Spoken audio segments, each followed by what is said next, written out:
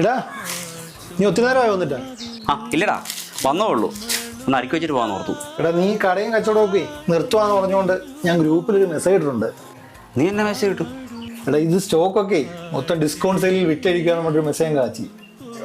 ഓ, നിനക്ക് ഒരു പണിയില്ലേ വേറെ? എടാ ഈ സാധനമൊക്കെ തീരണ്ടേ? ഇല്ല പിന്നെ ഇതെല്ലാം വലിയ നഷ്ടത്തിലാതില്ലേ?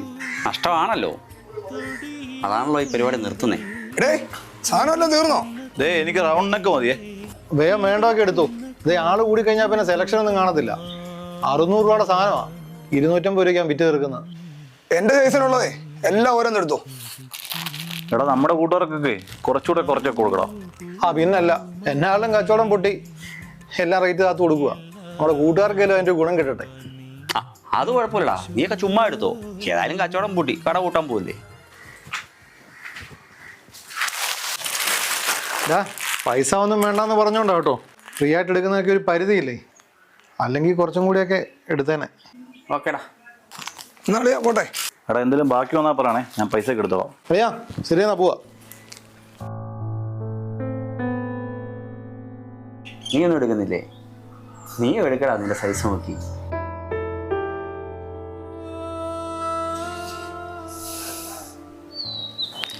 നമ്മളിപ്പോൾ കണ്ടതും കേട്ടൊന്നും പറഞ്ഞതൊന്നും എൻ്റെ കഥയല്ല കേട്ടോ. ഈ പൂട്ടാൻ പോകുന്ന കടയും എൻ്റെ അല്ല, ദേ ഇവൻ്റെയാ. ഈ കടയുടെ മുതലാളിയും ഇവൻ തന്നെയാണ്.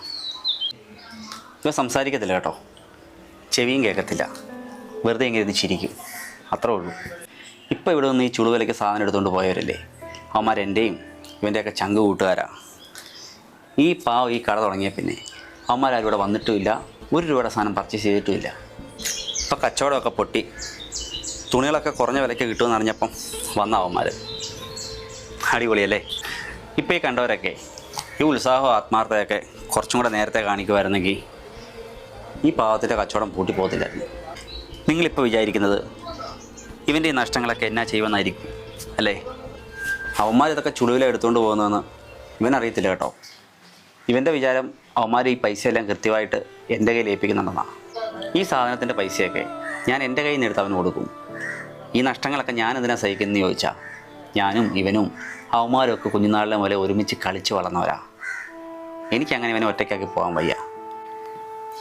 ഞാനല്ലാതെ പിന്നാരാ? മാവിൽ നാട്ടുമാവിൽ നമ്മളും